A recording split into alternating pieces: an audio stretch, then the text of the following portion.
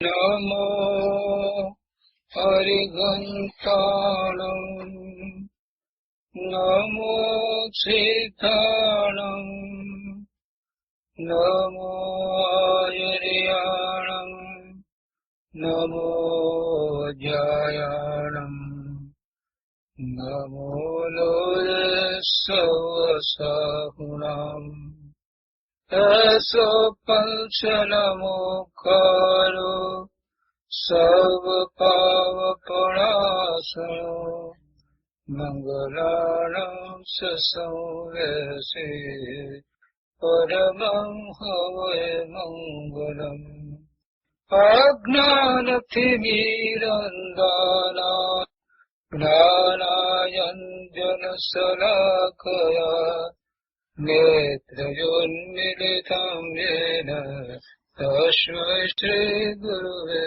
નમઃ મુખાદિવ્યાકૃક્ષિરત્નં શબ્દજિતભરયાત્મજં રાજછંદયહં વन्दે તત્વલોચનદાયકં પ્રભુ તત્વલોચનદાયકં.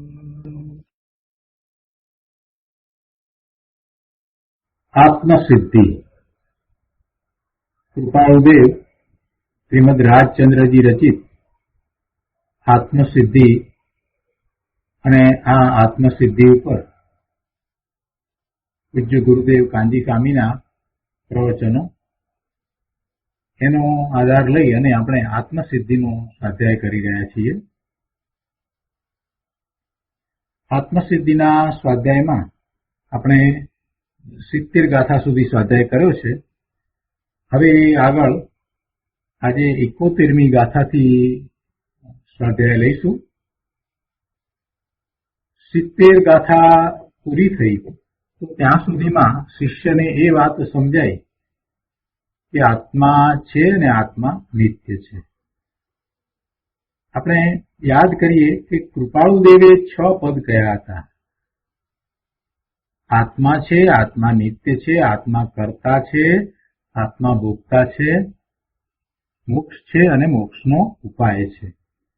તો એમાંથી પહેલા 2 પદ વિશેની જે આશંકા હતી એના સમાધાનો થઈ ગયા અને હવે શિષ્યને આત્મા છે અને આત્મા નિત્ય છે એ વાત બરાબર સમજાઈ ગઈ છે. એટલે હવે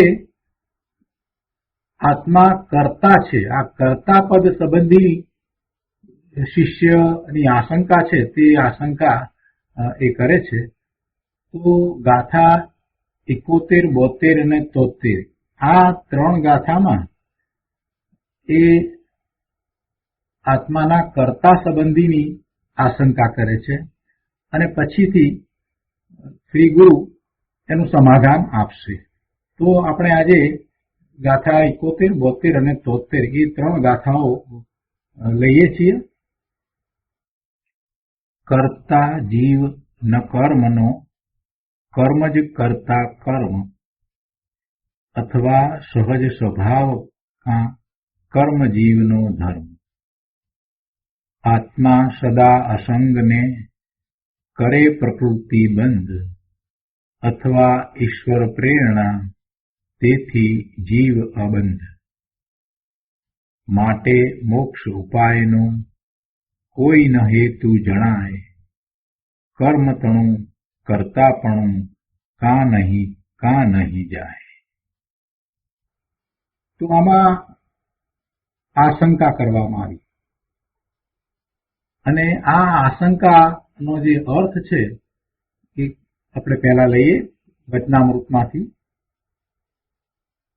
વચનામૃત ગ્રંથમાં અહીંયા 71મી ગાથાના અર્થમાં કહે છે કે શિષ્યને એવું લાગે છે કે જીવ કર્મનો કરતા નથી, કર્મના કરતા કર્મ છે અથવા અનાયાસે તે થયા કરે છે. જો અહીંયા કરતા નથી એમ જે કહ્યું છે ને એને આપણે સમયસારમાં જે નિશ્ચય નહીંની અપેક્ષાથી સમજીએ છીએ એમ નથી સમજવાનું. અહીંયા તો જીવને કરતા કર્મનો નથી એમ કહેવા પાછળનો આશય એવો છે કે આ કર્મ બંધાય ને આ બધું કઈ જીવ કરતો નથી. જીવના કોઈ વિભાવ ભાવને કારણે કે શુભાશુભ ભાવને કારણે એની આસપાસમાં એ કર્મની જાળ રચાય છે એવું નથી. એ અર્થમાં આ શિષ્ય તો કહે છે. આપણે ત્યાં સમયસારની અંદર જે વાત સમજ્યા છીએ એ નિશ્ચય અપેક્ષાથી વાત લીધી હતી કે નિશ્ચયથી આત્માના સ્વભાવનો વિચાર કરવા જઈએ તો આત્મા એવું કરતા હોય નહીં. તો ત્યાં વાત જુદી છે. એટલે અહીંયા શિષ્ય આપણને એમ લાગે શિષ્ય તો બરાબર જ કે છે નિયમસારની અપેક્ષાથી. તો એમ જ થયું ને કે શિષ્ય તો બરાબર કે છે કે આત્મા ખરેખર કર્મનો કરતા નથી. પણ અહીંયા તો આ શિષ્ય તો અબુધ છે, એ તો હજી જ્ઞાની થયો નથી, એટલે એને નિશ્ચય અપેક્ષાની કઈ ખબર નથી. એ તો માત્ર એટલું જ કહેવા માંગે છે કે આ બધું જગતમાં તમે જે કહો છો આ જીવ છે અને જીવને પછી કર્મ હોય અને પછી કર્મ હોય તો એનું કર્મનું ફળ એને ભોગવવું પડે એને, એવું બધું હું માનતો નથી. અહીંયા જે કહે છે ને એ રીતથી વાત કરેલી છે કે સામાન્ય માણસ હોય કે ના એવું કર્મ વર્મની કઈ વાત હોતી જ નથી. એટલે ખાઓ પીઓ ને લહેર કરો એવા કોઈ કર્મે બંધાતા નથી ને પાપ કરીએ તો કઈ થાય એમ નથી ને આપણને જે ઠીક લાગે તે કરવું, એવી ઊંધી માન્યતા વાળા ઘણા જીવો હોય છે. આપણે સામાન્ય જીવો બધા થોડાક ડરે છે કે ના એવા પછી પાપ બંધ થાય, પાપના કર્મ બંધાય તો ના એવા પાપ નથી કરવા, કેમ કે પછી એનું ફળ પણ ભોગવવું પડશે. પણ એવાય કેટલાય જીવો છે કે જેને એવી પાપ અને પુણ્યની એવા કર્મના બંધ પડે ને એવી બધી વાતમાં કઈ વિશ્વાસ જ નથી. એટલે એવા જે જીવ છે ને એની અપેક્ષાથી અહીંયા વાત લીધી છે. એટલે આ શિષ્ય એ રીતે પ્રશ્ન કરે છે, એ રીતે આશંકા કરે છે કે આ જીવ કર્મનો કરતા હોય એવું અમને લાગતું નથી. જીવ કર્મનો કરતા નથી.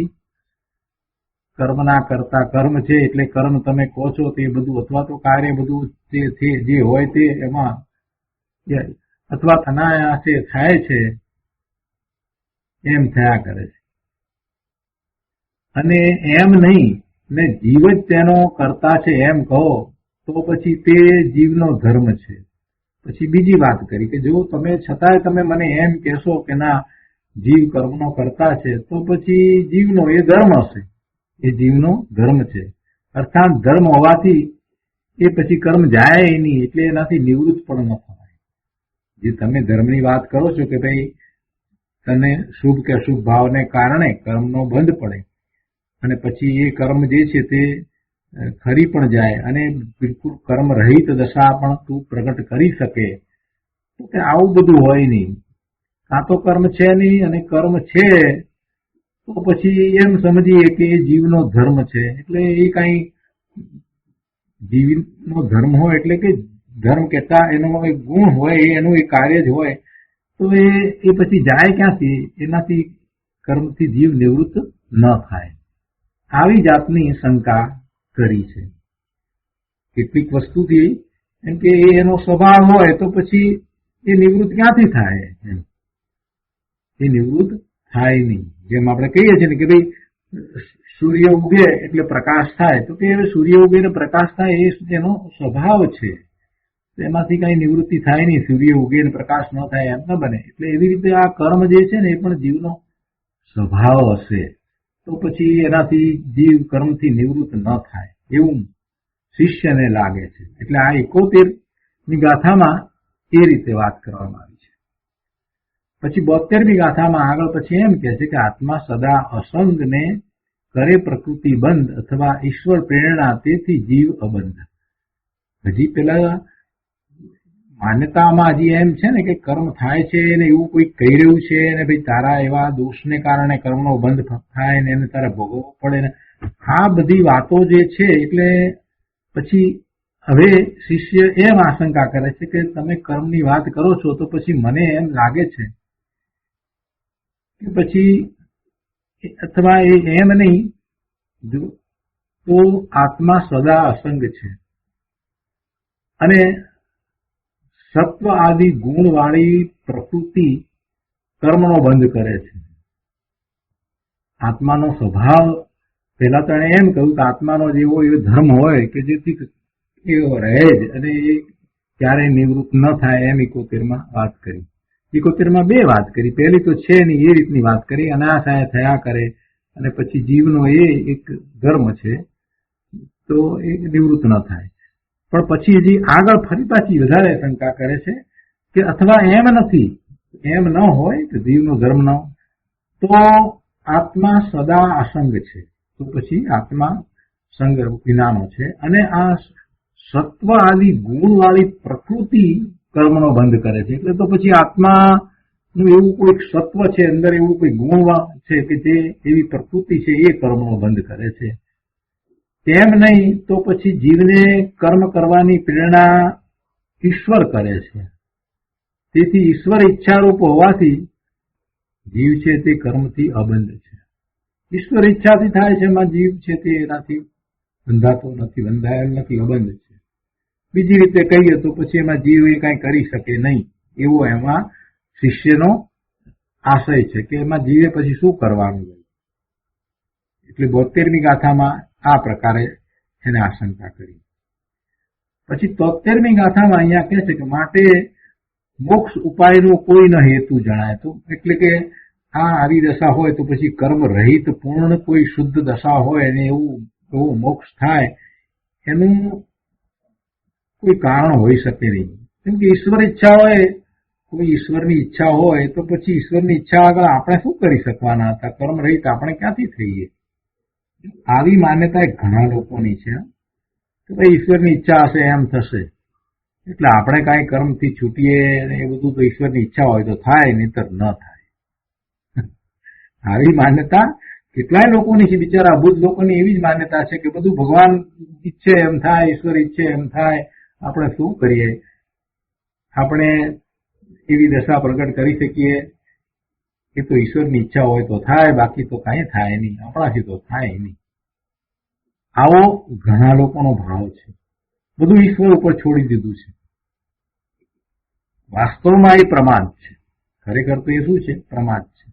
પોતાને પુરુષાર્થ કરવો નથી, વસ્તુના સ્વરૂપને સમજવું નથી અને પોતે જે માટે દોષિત છે અને જેને કારણે પોતાની આ દશા છે એટલે કે સંસાર અવસ્થા છે અને ભવના ભ્રમણ છે, એ બધાનું કારણ એ પોતે છે એમ સ્વીકારવાને બદલે એ ઈશ્વર ઉપર ઢોળી દે છે કે ભાઈ ઈશ્વરે આ તો ભાઈ જગતની રચના કરી અને ઈશ્વરે માણસો બનાવ્યા અને ઈશ્વરે જુદા જુદા પ્રકારના માણસો બનાવ્યા, કોઈ કાળા બનાવે ને ધોળા બનાવે ને ઈશ્વરે આ બધા પ્રાણીઓ બનાવ્યા ને બધું ઈશ્વરે કર્યું છે, એમાં આપણે શું કરીએ?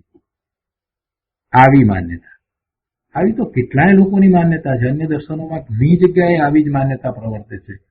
કે છે કે ઈશ્વરની ઈચ્છા વિના પાંદડું હલતું નથી. બોલો, ભારતના જે 6 દર્શન છે, આસ્તિક દર્શન, એમાંય એવી માન્યતા વાળા છે. તમે કેટલા લોકો સાથે વાત કરશો તો એમ કહેશે કે ના, ઈશ્વર છે, ઈશ્વરની ઈચ્છા વિના કાંઈ થાય નહીં, એમ એવું સ્વીકારે. એટલે પોતે જે કાંઈ કરે છે એમ નહીં, બધું ઈશ્વરને કારણે થાય. પોતાને દુઃખ પડે, પોતાને અસાધ્ય કર્મના ઉદય આવે તો એમાં શું કે ભાઈ હવે ઈશ્વરની ઈચ્છા, બીજું શું થાય? એમ ઈશ્વરે દુઃખ આપ્યું છે તો ભોગવું, થોડો ક્ષમતા ભાવ હોય તો એમ બોલે, પણ એમ નથી કહેતા કે ભાઈ પોતાનો એમાં દોષ છે, પોતે એવા વિભાવ ભાવે થયો માટે એવા કર્મના બંધ પડ્યા અને એ કર્મનો ઉદય આવ્યો છે એટલે હવે આ દુઃખના સંયોગ આવ્યા છે, આવો સ્વીકાર નથી હોતો. આવો સ્વીકાર નથી. એટલે એ બધું ઈશ્વર ઉપર છોડી દે છે. એટલે હવે એમાં ઈશ્વર ઉપર છોડીએ તો પછી ઈશ્વરની ઈચ્છા હોય ત્યારે જ આપણે કર્મ રહિત દશા થાય, એ સિવાય તો થાય નહીં. એટલે ઘણાને તો એમ છે કે આપણે કઈ ઈશ્વર ન થઈ શકીએ, ઈશ્વર તો જગતમાં એક જ છે અને એ જ બધું આ કરે, એ જ કરતા હરતા છે, એને જગત બનાવ્યું છે. આ માન્યતાઓ પડી છે અને આવી જયારે માન્યતા પડી હોય ત્યારે શિષ્યની આશંકા આ પ્રકારની જ હોય. આવી માન્યતા હોય ત્યારે આવી જ આશંકા હોય. એટલે આવી આશંકા અહીંયા ગાથામાં લઈ અને કૃપાળુદેવ આપણને પરમ સત્ય સમજાવવા માંગે છે. એટલા માટે આવી આશંકાઓ અહીંયા લેવામાં આવી છે કે માટે મોક્ષ ઉપાયનો કોઈને હેતુ જણાય, કર્મ તણું કરતા પણ કાં નહીં, કાં નહીં જાય, કાં તો એનું કર્મનું કરતાપણું નથી જીવને, એટલે જીવ નથી કરતો, અને કાં તો પછી એ જાય નહીં, એ તો રહે જ, કર્મ તો રહે જ. એટલે આપણે તો આમ જ હોય, આમ જ આપણે તો ભવના ભ્રમણ થાય. આવી માન્યતા ઘણા. એટલે અહીંયા કહે છે કે માટે જીવ કોઈ રીતે કર્મનો કરતા થઈ શકતો નથી, કેમ કે ઈશ્વર જ છે, અને મોક્ષનો ઉપાય કરવાનો કોઈ હેતુ એટલે એનું કોઈ પ્રયોજન જણાતું નથી, હોઈ શકે નહીં. અને કાં જીવને કર્મનું કરતાપણું નથી, અને જો કરતાપણું હોય તો કોઈ રીતે તે તેનો જે સ્વભાવ છે એ મટવા જેવો યોગ્ય નથી, એ મટે નહીં, એ કર્મ બાંધ્યા જ કરે, એ સ્વભાવ એનો જાય નહીં, એ કર્મ બાંધવાનો એનો સ્વભાવ જાય. એટલે આ ઘણા પ્રકારે આ આશંકાઓ લીધી છે, અને એનું જે સમાધાન છે એ પછી શ્રી ગુરુ આપશે. પણ આ આશંકાઓને આપણે વધારે વિસ્તારપૂર્વક સમજવાની છે, અને એની સાથે સાથે ગુરુદેવે કેટલીક પ્રયોજનભૂત વાત કરી છે એ પણ આપણે લેવાની છે. તો આપણે આત્મસિદ્ધિ ઉપર પૂજ્ય ગુરુદેવ કાંજી સ્વામીના પ્રવચનો આ પુસ્તકમાં પાના નંબર 224 અહીંયા કહે છે કે કર્તા પદ સંબંધી શિષ્યની આશંકા. હવે જીવ કર્મનો કર્તા કેવી રીતે છે તે સમજવા માટે શિષ્ય શંકા રજૂ કરે છે. જો શિષ્યએ શંકા તો ખુલ્લા દિલથી કરી દીધી છે, એને જે કાંઈ લાગ્યું છે બધું એ બોલી ગયો છે. એમ નથી એને કે કઈ નથી એમ કરીને ચાલ્યો ગયો, એવું નથી. એને જેટલું મનમાં આવ્યું છે એ બધું બોલી ગયો છે, જેથી કરીને શ્રી ગુરુ એને બરાબર સ્પષ્ટ બધું સમજાવશે. તમે તમારી વાતને બરાબર ખુલ્લા દિલથી કોઈની પાસે રજૂ કરી અને પછી જો એનું સમાધાન માંગો ને તો સમાધાન બહુ સ્પષ્ટ આવે. જુદી જુદી તમારી વાત હોય, જુદી જુદી તમે અપેક્ષાથી જુદું જુદું સમજાવો, એ બધું જ કોઈક સમજાવી શકે. પણ તમે એનો ખુલાસો ન કરો, તમને કયા પ્રકારે શંકા છે, તો પછી સમજાવનાર કેટલું સમજાવે, એમ માને કે તમને અમુક વસ્તુ તો ખ્યાલમાં હશે જ, એમ માને. એટલે અહીંયા આ 3 ગાથા દ્વારા આશંકા કરવામાં આવી. આપણને એમ થાય કે એક ગાથા દ્વારા આશંકા તો કરી શકાત કે ના, જીવ કરતા નથી. આટલી વાત લીધી હોત તો, કૃપાળુદેવે આટલી એક જ લીધી હોત તો પણ ચાલી જાત. ના, એમ નહીં. આશંકા છે એનો જે વિસ્તાર છે એ પણ સમજવા જેવો છે, કેમ કે અનાદિની એમાં ઘણી આપણી ભૂલો થઈ રહી છે, એ એમાં સમજાવવું છે. તો અહીંયા ગુરુદેવે જે સમજાવ્યું છે તે આપણે પહેલી 71મી ગાથામાં જે કહ્યું છે તે લઈએ છીએ. કરતા જીવના કર્મનો કર્મ જ કરતા કર્મ અથવા સહજ સ્વભાવ કાં કર્મ જીવનો ધર્મ. ગુરુદેવ કહે છે કે લોકોને આ કરતા કર્મમાં ઘણી મૂંઝવણ છે. સમયસારમાં તો આખો અધિકાર છે અને બહુ સ્પષ્ટ વાત કરી છે, પણ ત્યાં તો નિશ્ચય નયની વાત કરી છે, વ્યવહાર નયની પણ વાત કરી છે, અને બધું બહુ સ્પષ્ટ સમજાયું છે, જેથી કરીને જીવને પોતાનું કરતાપણું સમજાય, કયા પ્રકારે પોતાને કરતાપણું છે અને કયા પ્રકારે જીવને કરતાપણું નથી. આ વાત બહુ સ્પષ્ટ થઈ જાય. પણ જેને આવા શાસ્ત્રનો અભ્યાસ નથી એને માટે આ ગાથાઓ દ્વારા આપણે એ જ બધી વાત કરશું, જેથી બહુ સ્પષ્ટ થાય.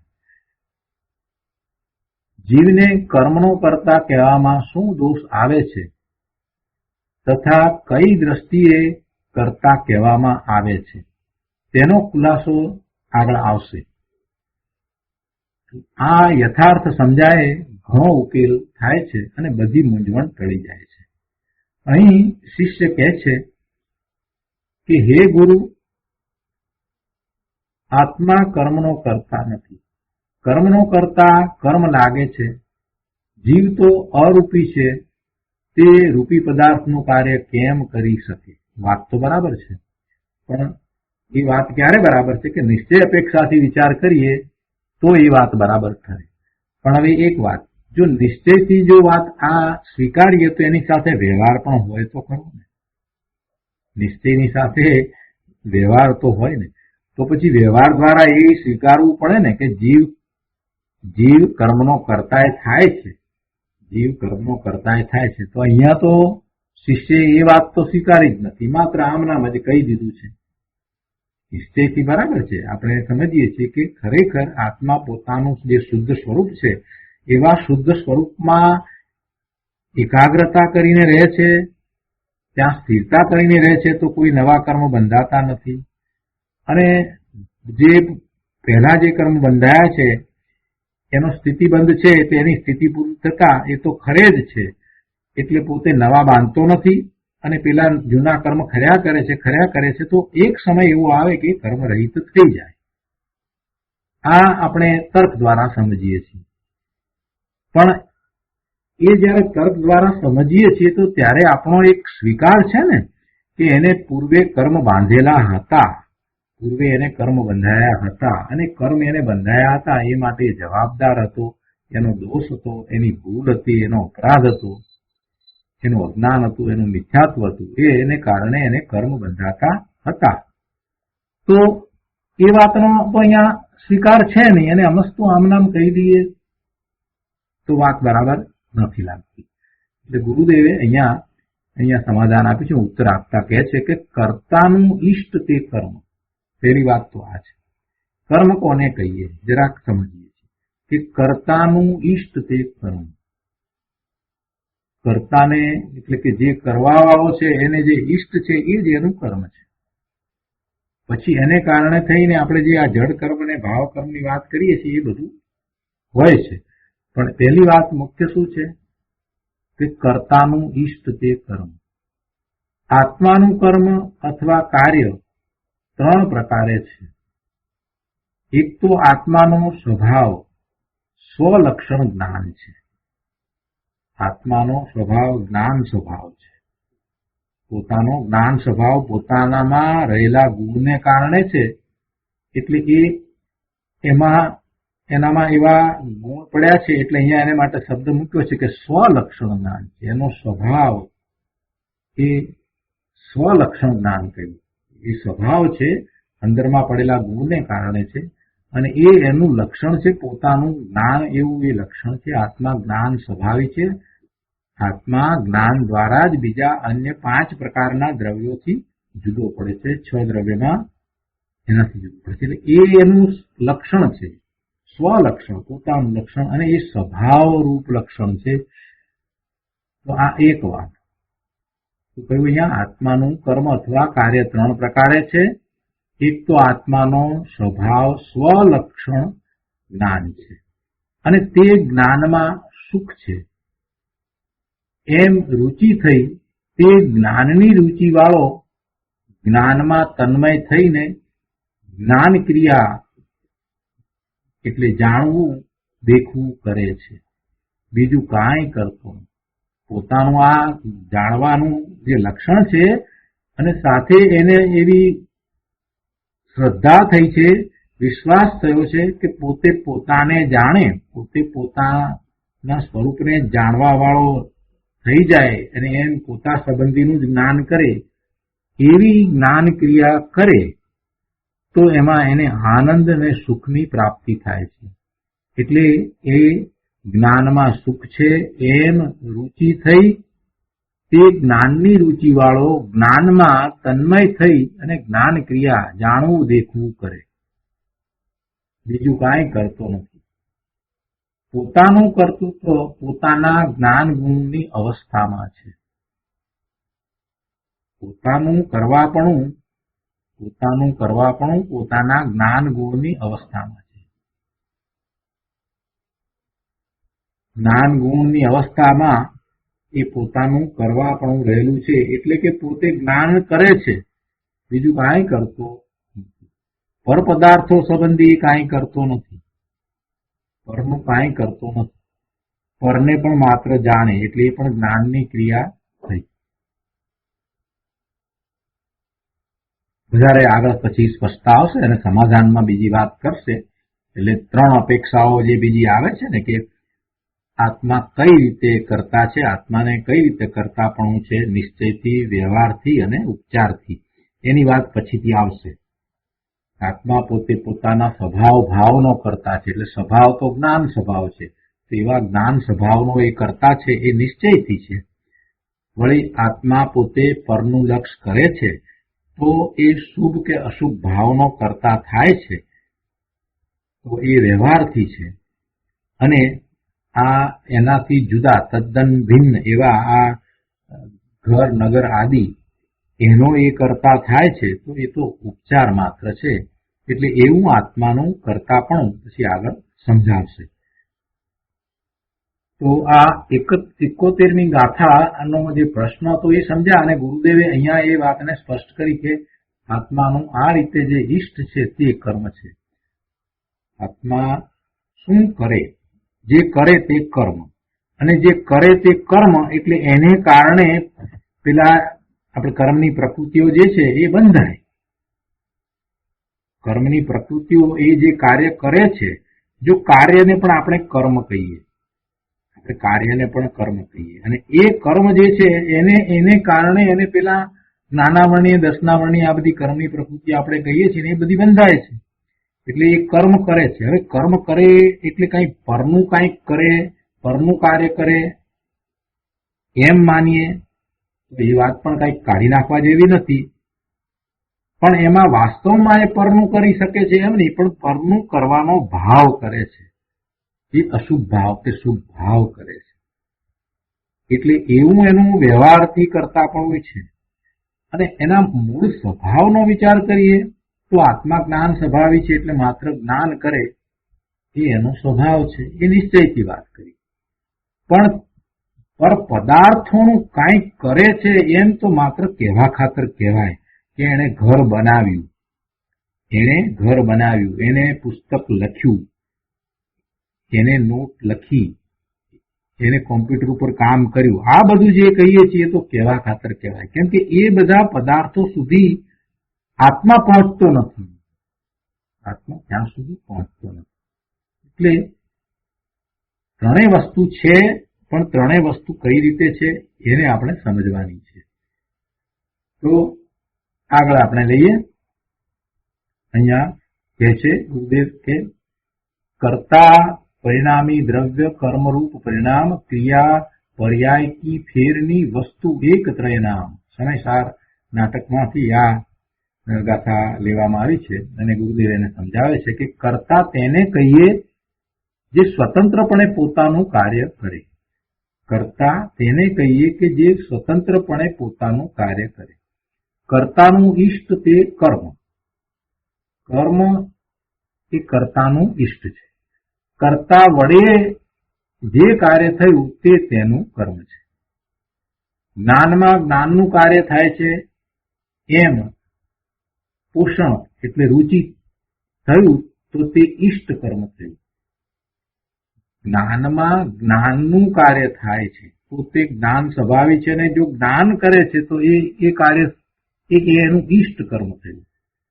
કર્તાનું કર્મ છે એની વ્યાખ્યામાં એમ કહ્યું કે કર્તાનું ઈષ્ટ તે કર્મ, એનું જે ઈષ્ટ છે જે એને કર્મ થયું.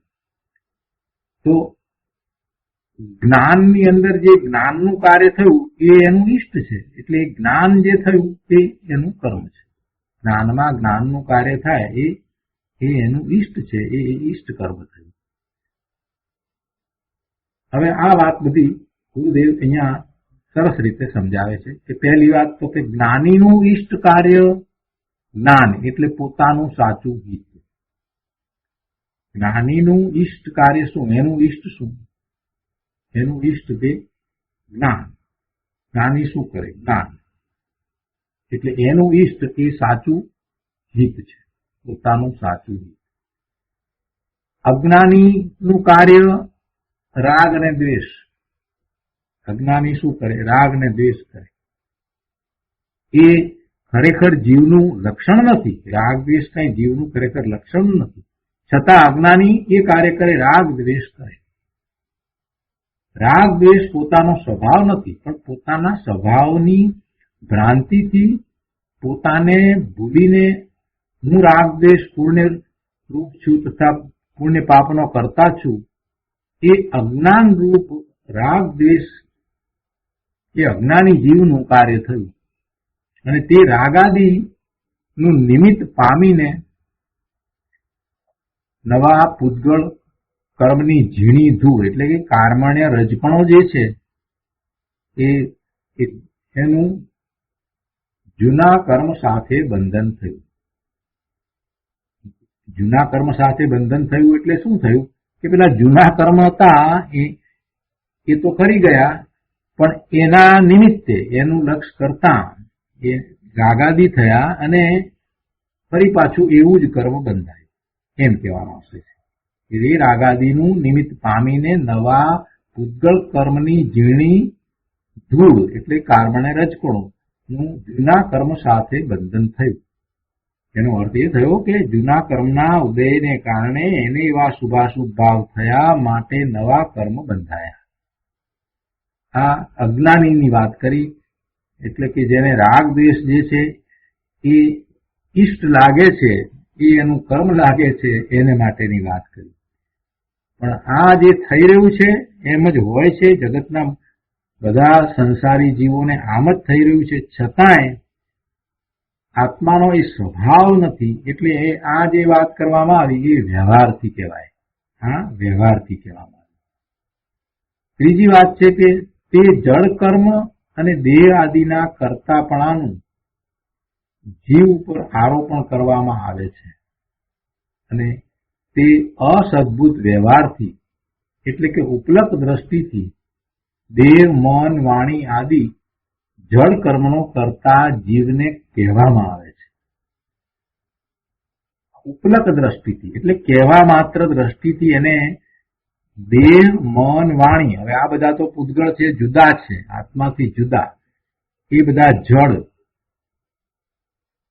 એનો એને કરતા કહેવામાં આવે છે. એટલે એના કાર્યો કરવા વાળો, આ દેહના કાર્ય કરવા વાળો, વાણી બોલવા વાળો.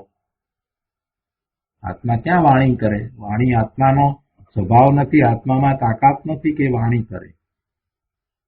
એ તો પૂતગળ છે, પૂતગળની પર્યાય વાણી, તો ભાષા વર્ગણાના પરિણામ છે. તો એને એ ઉપલબ્ધ દ્રષ્ટિથી એમ કહેવામાં આવે છે. હવે અત્યારે તો શંકા છે કે કર્મ થાય છે પણ જીવ પરદ્રવ્યનો કરતા હોય તેમ લાગતું નથી, પરદ્રવ્યના કાર્યો કરે એમ તો લાગતું નથી. અહીંયા શિષ્ય કહે છે કે જીવ જો પૂતગળનો કરતા હોય તો તે જીવનો સ્વભાવ નિજ ગુણ થઈ જાય. જીવ જો પૂતગળનો કરતા હોય તો તે જીવનો સ્વભાવ, પૂતગળનો કરવા વાળો એવો એનો સ્વભાવ, એ એનો ગુણ થઈ જાય. માટે જીવ કર્મ રજકણોનો કરતા નથી, એટલે કે કર્મ રજકણો જે બંધાય એનો એ કરતા નથી. જો જીવને તેનો કરતા કહો તો પછી તે જળનો ધર્મ જીવત્વપણાને પામે. જળનો ધર્મ જીવત્વપણાને પામે એટલે કે જળની અંદર પછી જીવ પહોંચી જાય. જળનો ધર્મ જીવત્વપણાને પામે છે, એની અંદર ચેતના આવી જાય. જળમાં જીવત્વપણું એટલે જીવપણું, ચેતનપણું એ જળની અંદર આવી જાય. હવે આ શંકાનો ખુલાસો પછી આગળ આવશે, પણ અહીં તેનો જવાબ ટૂંકમાં સમજાવવામાં આવે છે કે આત્માને રાગ દ્વેષનું નિમિત્ત જે જળ કર્મ, તેના ઉદય વખતે જીવ પોતાનું સ્વતંત્ર અસ્તિત્વ ભૂલીને શુભ કે અશુભ ભાવે થાય છે, એટલે પુણ્ય પાપ રૂપ એ પરિણમે છે. એટલે રાગ દ્વેષના શુભ અશુભ પરિણામને કરે અને હું કરતા છું એમ અજ્ઞાન દ્રષ્ટિ વડે માને, એમ એની ખોટી ઊંધી માન્યતા દ્વારા માને, તો જીવને જ્ઞાનાવરણ આદિ 8 કર્મ અને દેહ આદિ 9 કર્મનો અસદભૂત વ્યવહારથી કરતા કહેવામાં આવે છે. આવું થાય છે, અને થાય છે એટલે એને વ્યવહારથી કરતા કહેવામાં આવ્યો છે. અને આ વ્યવહાર જે છે એ કેવો છે? કે છે કે અસદભૂત વ્યવહાર. આ દેહ આદિનો એ કરતા થાય કે આ જ્ઞાનાવરણીય, દર્શનાવરણીય, મોહની આ બધી કર્મની પ્રકૃતિનો જો એ કરતા થાય છે તો એ વ્યવહારથી કયો, અને એ વ્યવહારને અસદભૂત વ્યવહાર કહેવામાં આવે છે. જે નથી એવો વ્યવહાર, ખરેખર વાસ્તવમાં એવું નથી. એટલે એ અસદભૂત વ્યવહાર, કેમ કે જીવમાં એવો ગુણ નથી કે એ દેહ આદિનો ને નો કર્મનો એનો કરતા થાય. જીવ 3 પ્રકારે કરતા થઈ શકે છે. પોતાના અશુદ્ધ ઉપાદાન વડે પોતાની મલિન અવસ્થાનો એટલે શુભાશુભ પરિણામનો કરતા થાય. જુઓ, અહીંયા ઉપાદાન કેવું લીધું? અશુદ્ધ ઉપાદાન લીધું. અશુદ્ધ ઉપાદાન એ શું છે? અશુદ્ધ ઉપાદાન તો એ તે સમયની એ યોગ્યતા છે. એ તત્કાલીન યોગ્યતાને અશુદ્ધ ઉપાદાન કહેવામાં આવે. જ્યારે એને એવા શુભાશુભ ભાવ થાય અને એનો એ કરતા થાય, એવા પરિણામનો કરતા થાય, તો એ વખતે એનું ઉપાદાન છે ને તે અશુદ્ધ ઉપાદાન છે. અશુદ્ધ ઉપાદાન શા માટે છે? કેમ કે એનું લક્ષ બહારમાં છે. એ સ્વથી ચ્યુત થઈને બહારમાં આવ્યો છે, એટલે એનું ઉપાદાન અશુદ્ધ ઉપાદાન છે. અને અશુદ્ધ ઉપાદાન વડે એ પોતાની આ મલિન અવસ્થાઓ, અશુદ્ધ અવસ્થા 2 પ્રકારે, શુભ અને અશુભ એમ 2 પ્રકારે, તો એવા પરિણામનો એ કરતા છે. અને એ વખતે ઉપાદાન અશુદ્ધ છે, જેને આપણે શું કહીએ છીએ કે વ્યવહારથી જીવ કરતા છે. એમ પોતાના શુભાશુભ ભાવનો એ કરતા છે, અને એ વ્યવહાર અસદભૂત વ્યવહાર છે. એટલે આ એક વાત છે. શુદ્ધ દ્રષ્ટિ વડે શુદ્ધ જ્ઞાનનો કરતા છે. શુદ્ધ દ્રષ્ટિ વડે, એટલે દ્રષ્ટિ એટલે શ્રદ્ધા, એવી માન્યતા. શુદ્ધ દ્રષ્ટિ વડે સમ્યક શ્રદ્ધા વડે પોતે પોતાના જ્ઞાનનો કરતા છે. આ બીજી વાત.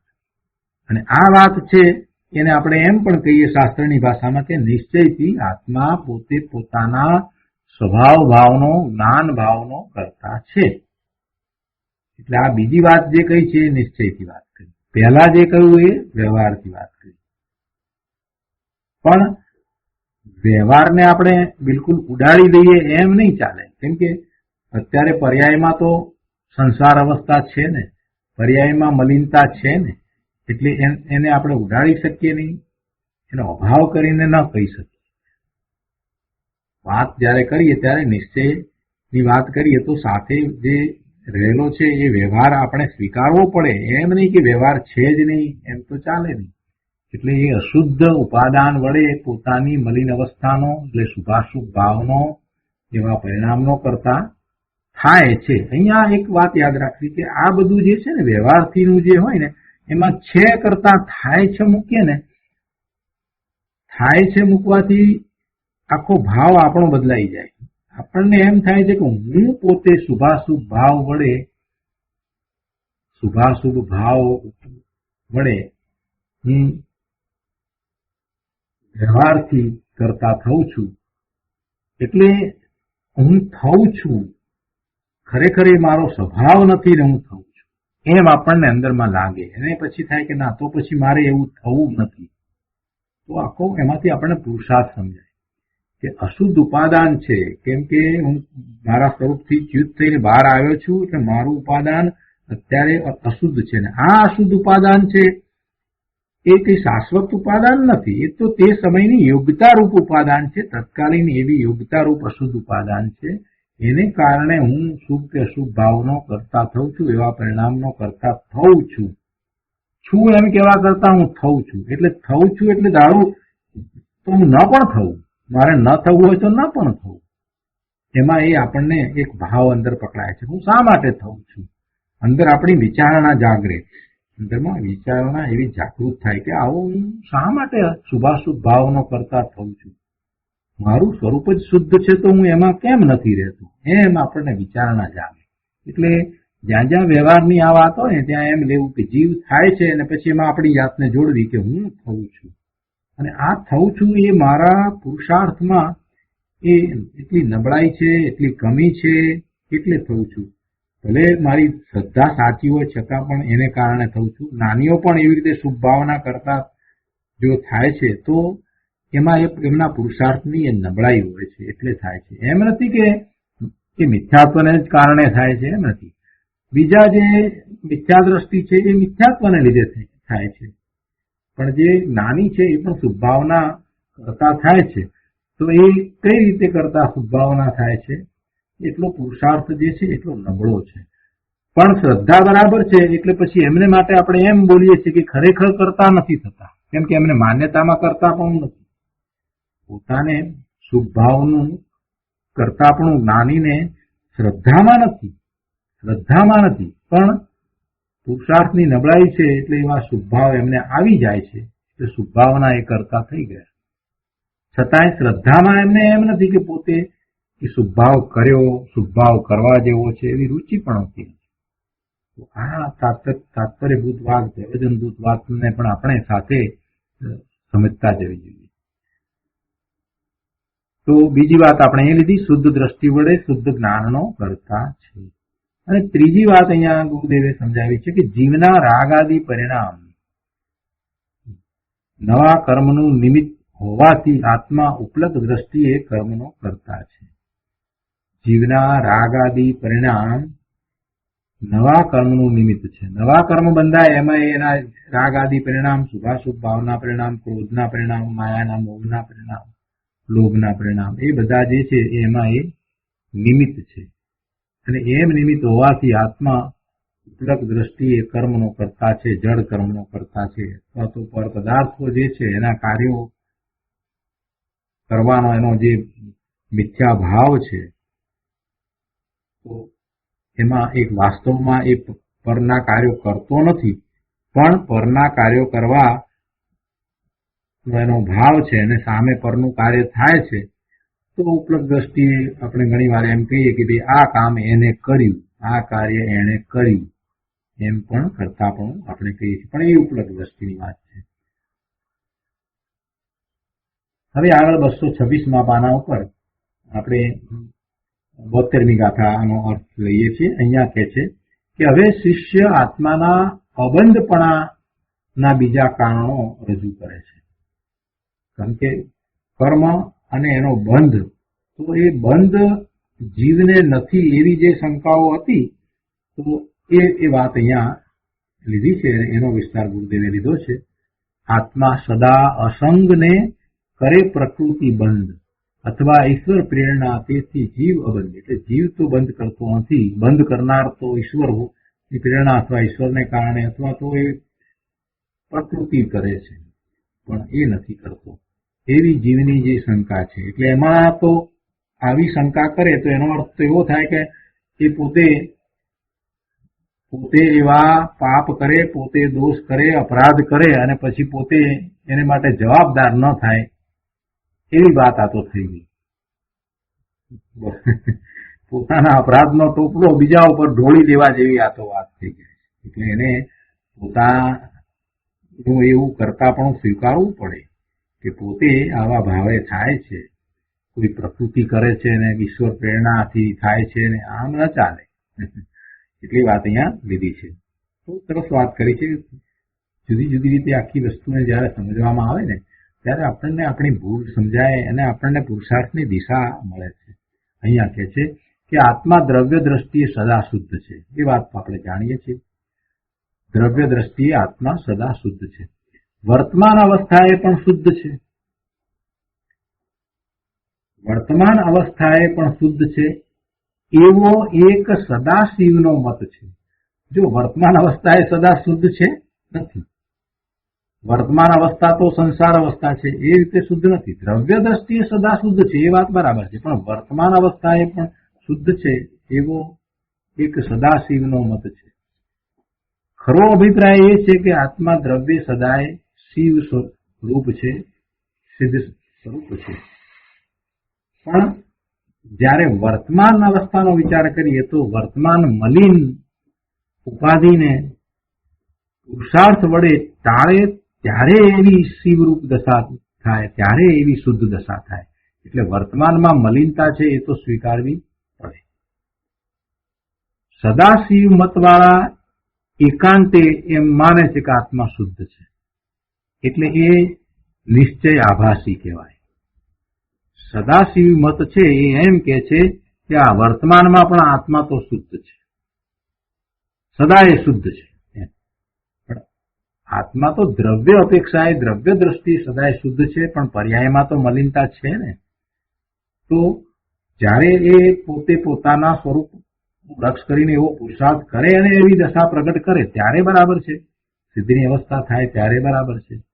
પણ જ્યારે એ હજી વર્તમાનમાં મલિનતા અને એ બધી ઉપાધિ પડી છે અને એને એ પુરુષાર્થ દ્વારા હજી ટાળતો નથી, કાઢતો નથી, એવી મોક્ષ દશા પ્રગટ કરતો નથી, ત્યાં સુધી તો એ ક્યાં શુદ્ધ છે. એટલે એ સદાશિવ મતવાળા જે એકાંતે માન્યતા કરે છે ને કે આત્મા વર્તમાન અવસ્થાએ પણ શુદ્ધ છે, તો એ એકાંત નિશ્ચય આભાસી છે. નિશ્ચયથી આત્મા શુદ્ધ છે, નિશ્ચયથી આત્મા શુદ્ધ છે અને તમે સાથે વ્યવહારથી વર્તમાન પર્યાયનો સ્વીકાર ન કરો તો નિશ્ચય આભાસી પણ આવે. નિશ્ચય આભાસીની વાત આપણે કરીએ છીએ, તો નિશ્ચય આભાસી પણ ક્યારે આવે કે તમે વસ્તુના સ્વરૂપને નિશ્ચયથી જેમ છે તેમ સ્વીકારો અને પછી વ્યવહારથી જે છે એનો સ્વીકાર જ ન કરો, એને કાઢી નાખો, તો નિશ્ચય આભાસી પણ આવે. પણ નિશ્ચયની સાથે તમે વ્યવહારથી જે છે એને પણ સ્વીકારો તો નિશ્ચય આભાસી થવાતું નથી. એટલે કે તમે પર્યાયને પણ સ્વીકારો તો નિશ્ચય આભાસી પણ થાય જ નહીં. એટલે ઘણા લોકો આ વાત કરતા હોય છે ને કે આ સમયસાર આદિ ગ્રંથ વાંચતા નિશ્ચય આભાસી થવાય. ના, એમ નથી. કેમ કે સમયસારમાં તો દ્રવ્યની અને પર્યાયની બંનેની વાત કરવામાં આવી છે. દ્રવ્ય અને પર્યાય બંનેની વાત કરવામાં આવી છે, એટલે દ્રવ્યાએ પછી જે વર્તમાન પર્યાય છે એનો ત્યાં સ્વીકાર કરવામાં આવ્યો જ છે. જુઓ ને 12મી ગાથાની અંદર તો કેટલું બધું સ્પષ્ટ કર્યું 12મી ગાથામાં કે વ્યવહાર જાણેલો પ્રયોજનવાન છે એટલે સુધી વાત કરી દીધી છે. એટલે સમયસાર વાંચતા નિશ્ચય આભાસી થવાય એવી જે લોકો વાત કરે છે ને એ લોકોને સમયસારનો અભ્યાસ નથી. સમયસારનો અભ્યાસ કઈ સહેલી વસ્તુ નથી. અને બધા પોતપોતાની મતિ કલ્પનાએ જે સમયસારનો અભ્યાસ કરે છે ને એમાં ઘણા ગોટાળા છે, કઈ સ્પષ્ટ હોતું નથી. સમયસાર અદ્ભુત ગ્રંથ છે અને એની એવી અદ્ભુત ટીકા અને એને સમજાવનારા એવા મહાજ્ઞાની સમર્થ પુરુષ જે પૂર્વનું એવું લઈને આવ્યા છે એ જ કરાવી શકે, બાકી બીજા એ વાત કંઈ કરી શકે એમ નથી. એટલે નિશ્ચય આભાસી કંઈ સમયસાર કે બીજા દ્રવ્યાનુયોગના ગ્રંથ વાંચતા થઈ જવાય એમ નથી. તો એ નિશ્ચય આભાસીપણું કઈ રીતે છે? આ લોકોનું છે નિશ્ચય આભાસીપણું. આ સદાશિવ મતવાળાનું છે નિશ્ચય આભાસીપણું. એકાંતે માને છે આત્મા શુદ્ધ છે, વર્તમાન પર્યાયનો સ્વીકાર જ નહીં. વર્તમાન રાગ દેશનો વ્યવહાર જે છે એને સ્વીકારતા જ નથી. વર્તમાન રાગ દેશનો વ્યવહારથી પણ જીવ કરતા નથી એમ માનીએ. વર્તમાનમાં રાગ દ્વેષ જે થાય છે એ વ્યવહારથી એનો જીવ કરતા કહેવાય અને એમ માનીએ, બરાબર છે ને? તો બરાબર છે. પણ જો એ વ્યવહારથી પણ કરતા નથી, રાગ દ્વેષનો કરતા વર્તમાનમાં જે રાગ દ્વેષ આપણને થઈ રહ્યા છે એનો કરતા જીવ નથી એમ માનીએ તો પછી આ સંસાર કોનો? એક બાજુ આપણે એમ કહીએ કે આપણી સંસાર અવસ્થા છે અને બીજી બાજુ આપણે રાગ દ્વેષના કરતા છીએ એ વાતનો સ્વીકાર જ ન કરીએ તો પછી સંસાર ક્યાંથી આવ્યો? આ જન્મ મરણ કેમ થાય છે? એટલે એમ નથી. વર્તમાનમાં આપણને શું થાય છે? સ્વરૂપનું લક્ષ નથી, સ્વરૂપમાં સ્થિર થયા નથી, એટલે બહારમાં જ છીએ. બહારમાં છીએ એટલે રાગ ને દ્વેષ થાય જ છે. એટલે વ્યવહારથી આપણે એટલે કે જીવ એ રાગ દ્વેષનો કરતા છે અને છે માટે તો સંસાર છે. સંસાર શું છે? આ જગતના પદાર્થો છે એ કઈ સંસાર નથી. એ રાગ દ્વેષ કરે છે એ એનો સંસાર છે. જીવનો સંસાર શું? એ રાગ દ્વેષના પરિણામ કરે એ એનો સંસાર. અહીં બીજી શંકામાં જ કહેવું છે કે કર્તાનું ઈષ્ટ તે કર્મ છે અને આ કર્મની ઉપાધિ જીવને ગોઠતી નથી. માટે આ સૃષ્ટિ આદિ કર્મ તથા દેહ આદિનું કાર્ય કરવાની પ્રેરણા ઈશ્વર કરે છે. એને ગોઠતું નથી એટલે એમ ઈશ્વર ઉપર ઢોળી દે છે કે આ ઈશ્વર કરે છે અને ઈશ્વર ઈચ્છાથી તે કર્મ થતા હોવાથી જીવ તે કર્મથી અબંધ છે. આવી ઊંધી માન્યતા. કોઈને પાપ આપણે હાથ નથી એટલે પુણ્ય કે પાપ આપણે કરીએ એમ નથી બનતું. ઈશ્વરની મરજી હોય તો પુણ્ય કરાવે, ઈશ્વરની ઈચ્છા હોય તો આપણને પાપ કરાવે, અને ઈશ્વરની ઈચ્છા હોય તો આપણો મોક્ષ કરાવે. આ પ્રમાણે પણ કેટલાક લોકોની માન્યતા છે. એટલે એ વાતને પણ અહીંયા શિષ્યએ લીધી છે. અથવા ઈશ્વર પ્રેરણા તેથી જીવ, એટલે જીવ તો બંધરૂપ નથી, ઈશ્વર. અને તેનો ખુલાસો પણ હવે પછીથી આવશે, પણ અહીંયા ટૂંકમાં તેનો ખુલાસો કરવામાં આવે છે કે જો એમ હોય તો આત્માને હાથ કાંઈ ન રહ્યું, એટલે કે આત્મા તો કાંઈ કોઈ રીતે સમર્થ રહ્યો જ નહીં, એ તો સાવ નિર્માલ્ય ઠર્યો ને, આત્માના હાથમાં કાંઈ જ રહ્યું નહીં. તો એ શું થયો? એ પરાધીન થયો, તો પછી પરાધીન થઈ ગયો. ઈશ્વર તો પોતે જ ચૈતન્ય ભગવાન જાણનારો છે. ખરેખર તો કોણ ઈશ્વર છે? બીજો કોઈ ઈશ્વર નથી. પોતે જ ભગવાન આત્મા ઈશ્વર છે, પોતે ઈશ્વર સ્વરૂપ છે. અને જે એને સમજી અને એવો પુરુષાર્થ કરે છે તે એવો ઈશ્વર થાય છે. તો આ વાતને ભૂલીને ઈશ્વરને ઉપાધિ વાળો માનવો તે વૃથા વચન છે. જે જીવ રાગ, દ્વેષ, અજ્ઞાન અને ઈચ્છા રહિત થયો તે ઈશ્વર છે. તેને ઉપાધિ વાળો માનવો તે મહા અજ્ઞાન છે. એટલે માન્યતામાં, શ્રદ્ધામાં તો એમ જ હોય કે પોતે ઈશ્વર સ્વરૂપ જ છે, પોતે ઈશ્વર સ્વરૂપ છે, પણ વર્તમાન પર્યાયમાં મલિનતા છે, અને મલિનતાનું કારણ જે છે તે પોતાનું શુભાશુભ ભાવરૂપ કર્તાપણું છે. એટલે બે વાતને સાથે સ્વીકારવી પડે, નિશ્ચયથી પોતાના સ્વરૂપને અને વર્તમાન પોતાની અવસ્થાને. અને એવું સ્વીકારે એ જ ધર્મમાં આગળ વધે છે. અહીંયા આગળ કહે છે કે શિષ્ય કહે છે કે આત્મા સદાય પવિત્ર છે, અબંધ છે, અને રજોગુણ, તમોગુણ, સત્વગુણ એ પ્રકૃતિનો બંધ એની મેળે થયા કરે છે. આ વેદાંતમાં આવી બધી વાત આવે, એ બધા ગુણ એટલે એને લીધે થઈને પ્રકૃતિનો બંધ એની મેળે થયા કરે છે. અને તેમ ન હોય તો જીવને કર્મ કરવાની પ્રેરણા ઈશ્વર કરે છે. આ વળી એવી પણ વાત મૂકી દીધી, ઈશ્વર એને પ્રેરણા કરે છે, માટે ઈશ્વરની ઈચ્છા મુજબ બંધ થાય અને મોક્ષ થાય છે. પણ ખરેખર જો ઈશ્વર બધા જીવોનો બંધ મોક્ષનો કરતા હોય તો આજ લગી ઈશ્વરે ક્રૂરતા શા માટે રાખી? એવો ઈશ્વર આ શું કરવા બેઠો છે? એ ઈશ્વરને આવા જગતની રચના કરીને લોકો પાસે આવા કાર્યો કરાવવાની જરૂર શું? ઈશ્વર જ બધું કરાવતો હોય તો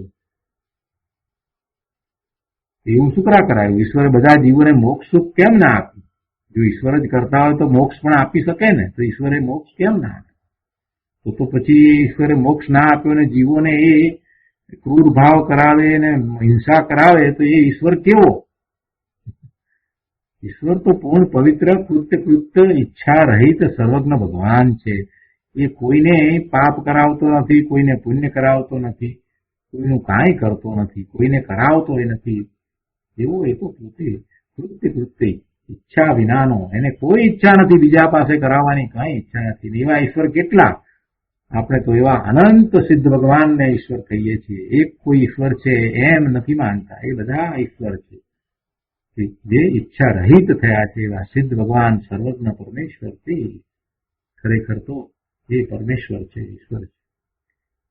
નિર્મળ, નિરુપાધિક છે, દેહ રહિત છે. તે પોતાની સ્વાધીનતા છોડી અને પરાધીનતામાં ઉપાધિ વાળા થાય એવું સંભવે નહીં. એ બીજાની ઉપાધિ સુકરા કરે. ભગવાન બેઠા બેઠા સિદ્ધ ભગવાન આ બધી આપણી ચિંતાનો ઉપાધિ કરે, એવી ગાંડી. એ આપણને આવું કરે કે પાપ કરવા માટે પ્રેરે, પાપની પ્રેરણા આપે, દુઃખની પ્રેરણા આપે. તો એ પ્રમાણે શિષ્યની શંકાનો ખુલાસો છે. પછી વધારે એનું સમાધાન આગળ આવશે. અને ત્યાર પછીથી 73મી ગાથામાં પછી શિષ્યએ એમ કહી દીધું કે પછી મોક્ષ ને મોક્ષનો ઉપાય એનો કાંઈ હેતુ જણાતો નથી, માટે મોક્ષ ઉપાયનો કોઈનો હેતુ જણાય. કર્મ તણું કરતાપણું કાં નહીં જાય, કાં તો એ છે નહીં કાં તો એ જાય નહીં. મોક્ષનું કંઈ લાગતું નથી અમને તો. ગુરુદેવ એને સમજાવતા કહે છે, શિષ્યની શંકાને સમજાવે છે કે શિષ્ય કહે છે કે બંધ, મોક્ષ, પુણ્ય, પાપ કરવું ન કરવું વગેરે ઉપદેશનો કંઈ હેતુ જણાતો નથી. ઉપદેશ આપવામાં આવે ને કે ભાઈ તું એવા ભાવે નહીં થા, તું પાપના ભાવે નહીં થા, અને બંધ મોક્ષની વાત સમજાવવામાં આવે, આ બધી વાત જે છે તો શિષ્ય કહે છે કે એ બધા ઉપદેશનો કાંઈ હેતુ જણાતો નથી, એનું કાંઈ પ્રયોજન જાણવાતું નથી. કારણ કે મેં જે રીતે હમણાં કહ્યા ઉપર કહ્યા તે કારણોથી આત્મા કાંઈ કરતો જ નથી, તો પછી તેને બંધ મોક્ષ થવાનો હેતુ ક્યાં રહે છે? એટલે રાગ દ્વેષ ઈચ્છા અનિચ્છા વગેરે કાંઈ પણ કાર્ય આત્મા કરી શકતો નથી. આત્મા આ રાગ દ્વેષ ઈચ્છા અનિચ્છા વગેરે કાંઈ પણ કાર્ય કરી શકતો નથી, એટલે એને કાંઈ બંધાઈ નથી ને, એટલે એને પછી એ કાઢવાની કાંઈ જરૂર પણ નથી. એને કાઢવાનો પુરુષાર્થ પછી કરવાનો રહે નહીં ને, એને હોય નહીં તો પછી ક્યાંથી? એને રાગ દ્વેષ થતા હોય તો એને એવા કર્મના બંધ પડ્યા હોય ને, કર્મના બંધ પડ્યા હોય તો એને છોડી અને એ કર્મ રહિત થઈને મોક્ષ સ્વરૂપ થાય. પણ કહે છે કે એવું કાંઈ છે જ નહીં, એટલે એ કાંઈ કરતોય નથી ને એને પછી એ નીકળે નહીં. એટલે એ રીતે હું રાગ દ્વેષ પુણ્ય પાપનો કરતા નથી, તેથી કંઈ પુરુષાર્થ કે મોક્ષનો ઉપાય જાતે કરી શકું તેમ પણ નથી. એ બધું ઈશ્વરની ઈચ્છાથી થાય. કોક એવો ઈશ્વર છે જે કરતા થઈ અને જગત આખાના બધા જીવોને આવું બધું કરાવે છે. તો આ કોઈ એવી પ્રકૃતિ છે એને લીધે થયા કરે. આવી માન્યતા શિષ્ય કરી એટલે એ માન્યતાના સમર્થનમાં શિષ્ય કહે છે કે માટે મોક્ષનો ઉપાય છે જ નહીં. અને જો જીવને કર્મનું કરતા પણ હોય તો તે તેનો સ્વભાવ હોય એમ લાગે છે, એટલે એ કાંઈ જવા જેવું નથી, એ સ્વભાવ મટે નહીં. અને આ શંકાનો ખુલાસો આગળ તો આવશે, પણ અહીંયા આપણે ટૂંકમાં એ ખુલાસો પણ સાથે સમજી લઈએ છીએ કે એમાં એમ કે છે કે આત્મા મન વાણી અને દેહની ક્રિયા કરી શકતો નથી. આ નિશ્ચયથી વાત બરાબર જ છે. એટલે કે આત્મા જ્ઞાન સિવાય કાંઈ ક્રિયા કરી શકતો નથી. છતાંય આત્મા એ પરનું લક્ષ કરે છે તો એને શુભાશુભ ભાવ થાય છે અને એવા કર્મના બંધ થાય છે, અને એવા કર્મના બંધને કારણે એને એના વિપાક આવે છે, એટલે એને ભવના ભ્રમણ પણ થાય છે. ફરી પાછો એમાં જોડાય છે અને ફરી પાછો એવા ભાવે થાય છે. આત્મા અનાદિ અનંત પવિત્ર જ્ઞાતા દ્રષ્ટા છે, ચિદાનંદ સ્વતંત્ર છે, પણ એનું સ્વરૂપ એ શક્તિ અપેક્ષાએ એવું એનું શુદ્ધ સ્વરૂપ છે. આવું શુદ્ધ સ્વરૂપ હોવા છતાં પણ એના જો પરિણમનનો વિચાર કરીએ તો એનું પરિણમન બે પ્રકારે થાય છે. જીવનું પરિણમન સ્વભાવ ભાવે પરિણમન થાય છે અને વિભાવ ભાવે પરિણમન થાય છે. એટલે સ્વભાવ ભાવે પરિણમન થાય ત્યારે તો આ રીતે જ છે, એટલે એને કોઈનો આધાર પણ નથી. જીવ પોતાના જ્ઞાન સ્વભાવનો કરતા અને ભોગતા સ્વાભાવિક શુદ્ધ આનંદમય શક્તિ રૂપે છે, પણ સાથે સાથે વર્તમાનમાં પોતે ભૂલ કરે છે. પોતે સ્વભાવ ભાવે પ્રવર્તતો નથી ને, એટલે વર્તમાનમાં એ ભૂલ કરે છે. તેથી પોતાની અવસ્થામાં મિથ્યાત્વ તથા રાગ દ્વેષ રૂપ અસ્થિરતા જણાય છે. અને એવી અસ્થિરતા રાગ દ્વેષ રૂપ દશા એ કેવી રીતે જાય, કેવી રીતે ટળે? તો એ સાચા અભિપ્રાય વડે શુદ્ધ આત્માની શ્રદ્ધા કરીને, ત્યાં શુદ્ધ આત્માની શ્રદ્ધા કરીને એટલે કે એવો અનુભવ કરીને, આત્મા શુદ્ધ છે એવી દ્રઢતા કરવી, પોતે જ્ઞાન સ્વભાવે શુદ્ધ છે એમ વારંવાર ખૂબ દ્રઢતા કરવી, અને એ જ પોતાનું સાચું સ્વરૂપ છે. અને અત્યારે વર્તમાનમાં જે દશા છે જેમાં બહારનું લક્ષ છે એ કાંઈ શાશ્વત દશા નથી, એ ક્ષણિક વસ્તુ છે અને એ ચાલી જાય એવી છે, એ જતી રહે. એટલે કે પોતે પોતાના પૂર્ણ શુદ્ધ સ્વરૂપે એવી દશા પ્રગટ કરી અને શાશ્વત સુખમાં રહી શકે એમ એને પુરુષાર્થ ઉપાડવાનો છે. એવો છે એવી શ્રદ્ધા અને એવો પુરુષાર્થ કરવાનો છે. એટલે કે એવી શ્રદ્ધા કરીને પોતામાં જ્ઞાનની સ્થિરતારૂપ પુરુષાર્થ વડે ક્રમે સર્વદોષ ટાળીને પૂર્ણ શિવ સુખરૂપ જીવ થઈ શકે છે. જો ગુરુદેવે શિષ્યની શંકાઓને પણ સમજાવી અને સાથે સાથે ટૂંકમાં એના સમાધાનો પણ આપ્યા. શ્રી ગુરુ હવે 74 ગાથાથી શરૂ કરી અને સમાધાન બધા આપશે, એમાં ઘણો વિસ્તાર આવશે. આજનો સ્વાધ્યાય આપણે અહીંયા સુધી રાખીએ છીએ. હવે સુખધામ બોલીએ. સુખધામ